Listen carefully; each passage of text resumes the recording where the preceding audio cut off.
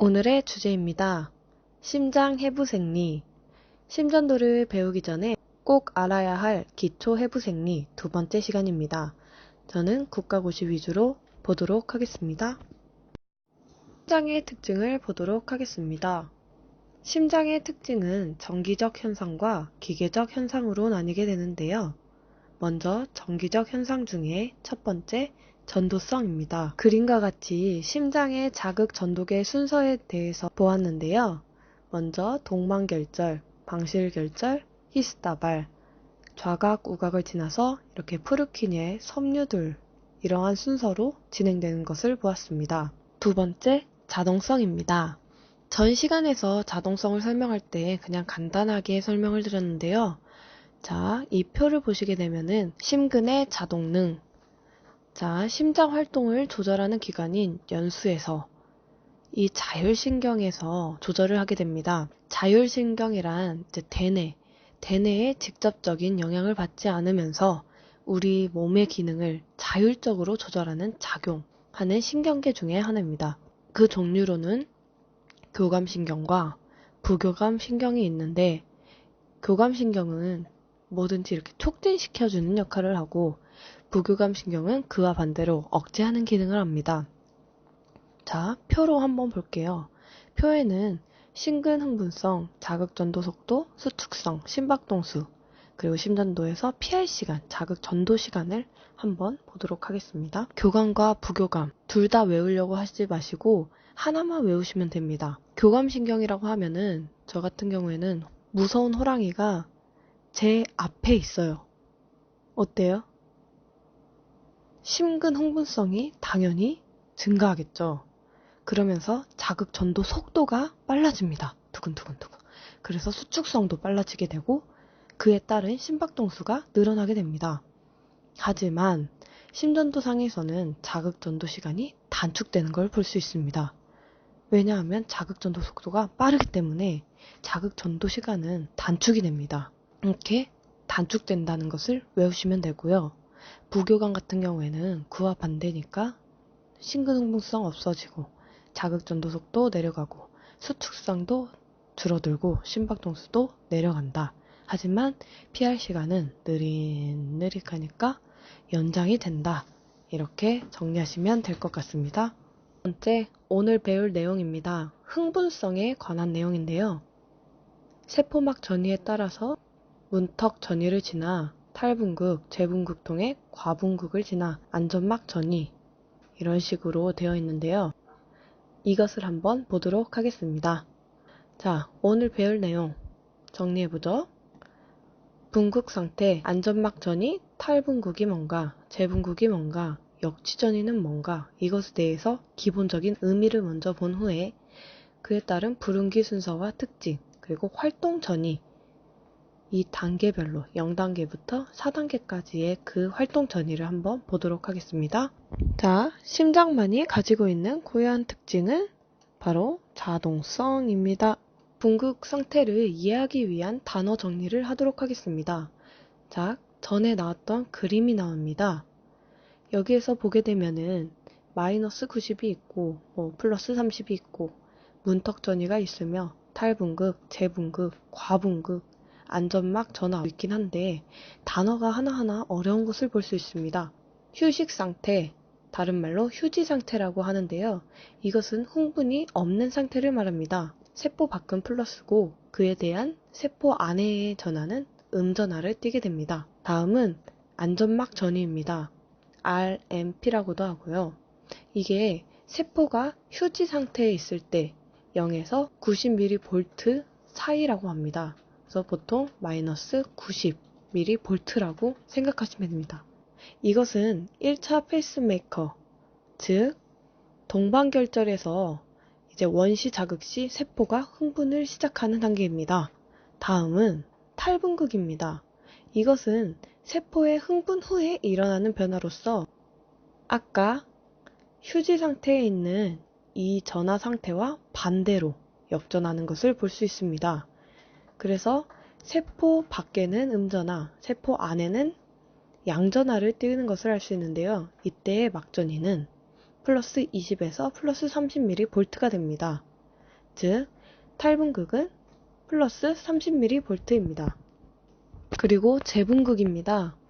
기선 위까지 올라갔던 막 역전 전위, 즉 이 탈분극 전위를 천천히 안정 전위로 돌아가는 것을 말합니다. 그게 바로 재분극 상태이고요. 역치 전위 같은 경우에는 심근의 흥분이 일어날 수 있는 최소한의 전위를 말합니다.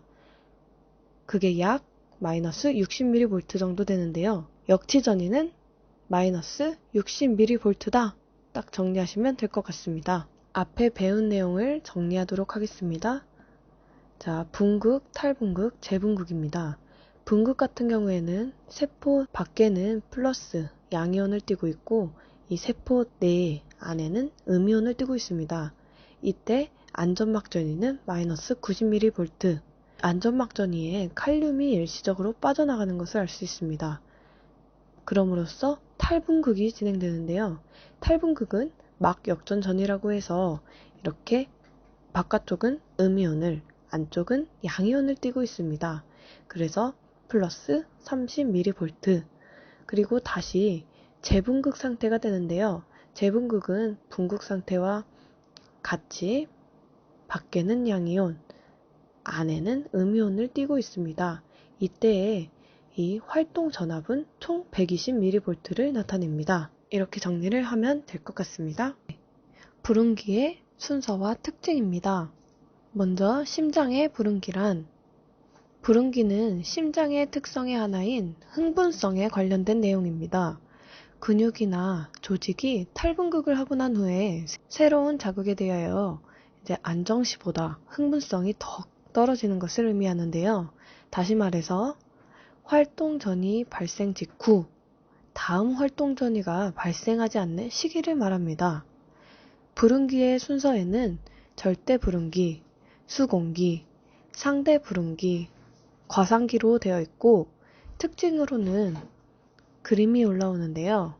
먼저 절대 불응기에서는 큰 자극이 와도 새로운 활동 전이가 생기지 않습니다.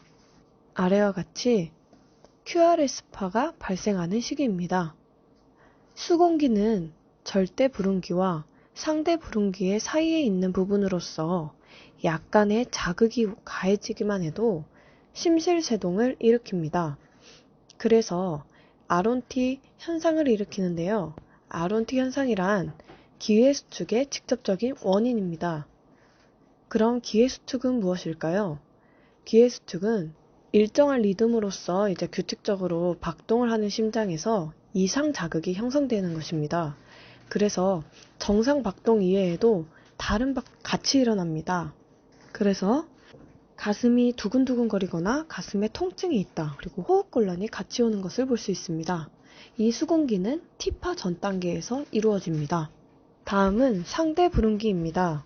상대 불응기는 강한 자극에 반응이 되는 세포로서 ST와 T파에서 나오게 됩니다. 마지막 단계로 상대 불응기 다음에 나타나고 약한 자극에도 반응이 일어나는 순서입니다. 그래서 T파 끝에서 일을 하게 되면서 다음에 반복되는 동반결절의 자극에 반응하기 위해 준비하는 시기이기도 합니다. 세 번째로 활동 전이에 대해서 보도록 하겠습니다. 페이스 0에서 페이스 4단계까지 5단계로 이루어져 있고요. 자, 그림이 올라오는데 이게 바로 활동 전이를 나타내는 곡선입니다. 심근세포의 활동 전이 같은 경우에는 반응이 빠른 세포, 심방근육이나 심실근육, 프루킨의 섬유 같은 반응이 빠른 세포와 그와 반대로 반응이 느린 세포, 동반결절, 망실결절 등이 있습니다. 활동 전이를 나타내는 데 있어서 반응이 빠른 세포가 이렇게 명확하게 그래프로 나오게 됩니다. 하지만 느린 세포 같은 경우에는 1, 2단계가 정확하지 않고 이 4단계에서는 일정치 않기 때문에 그래프로 볼 수 없습니다. 빠른 세포를 기준으로 이 단계별로의 특징을 볼 텐데요. 0에서 4단계, 먼저 0단계 가시파, 1단계 재분극의 시작, 2단계 고온부, 3단계 재분극, 4단계 안전막 상태, 이 순서로 진행하도록 하겠습니다. 활동 전이 0단계입니다. 이것은 가시파라고도 하는데요. 이것의 특징은 심방광, 심실근육, 그리고 프루키네 섬유, 이게 바로 자극전도 근육 섬유 같은 반응이 빠른 세포의 첫 번째 단계인데요. 그림과 같이 활동전압이 매우 빠른 탈분극 시기입니다. 그래서 이때의 나트륨과 칼륨의 투과도가 일시 증가하기 때문에 급격하게 탈분극을 하는 시기입니다. 거의 마이너스 90mV에서 0mV 이상을 지나서 가시전압을 형성하는 시기입니다. 다음은 1단계입니다. 이 단계에서는 재분극의 시작인데요. 가시파 직후에 심방과 심실근육, 프루키네 섬유 등이 재분극을 하는 시기입니다. 0단계에서 활동전이 최대치에 도달했기 때문에 재분극을 시작하는 단계입니다. 이때 칼륨이온이 빠지는 시기입니다. 2단계 고원부입니다. 고원부의 특징을 자세하게 봐주시기를 바랍니다. 일반적인 경우와 다르게 수백 미리세크로 길게 이어지는 구간입니다. 이게 바로 막전압이 일정하게 유지되는 기간인데요. 그래서 심장 근육만의 중요한 특징으로 부릉기가 나타나는 시기입니다. 부릉기 같은 경우에는 앞에서 설명했듯이 탈분극과 재분극 하는 동안에 이르는 시기로서 골격근은 매우 짧습니다. 하지만 심장 같은 경우에는 고원기 덕분에 긴 부릉기를 가지게 됩니다. 그래야 심장 근육이 수축이 끝날 때까지 재수축이 일어날 수 없게 하는 생리학적인 특성을 가지고 있기 때문입니다. 재분극 시기네요. 2단계 끝부분 막전압의 급격한 재분극 시기 단계입니다.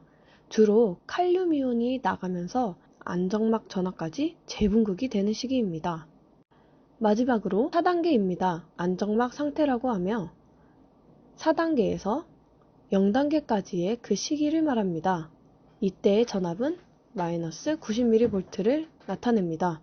문제를 통해 스스로 정리를 해봅시다. 부릉기의 순서 중 강한 자극에도 반응하지 않고 QRS의 시작점임 시기는 절대 부릉기입니다. 심근세포 활동 전압 중에 심근세포의 특성을 가장 나타내는 시기는 고원부입니다. 심근 흥분이 일어날 수 있는 최소한의 전이로서 약 마이너스 60mV를 나타내는 것은 바로 역치전입니다. 문턱전이라고도 하고요. 그리고 심장의 특징 중 심장만이 가지고 있는 고유한 특징은 자동성입니다. 간단한 국가고시 관련 심장 해부 생리 두 번째 이해되셨나요? 도움이 되셨다면 구독은 좋아요. 감사합니다.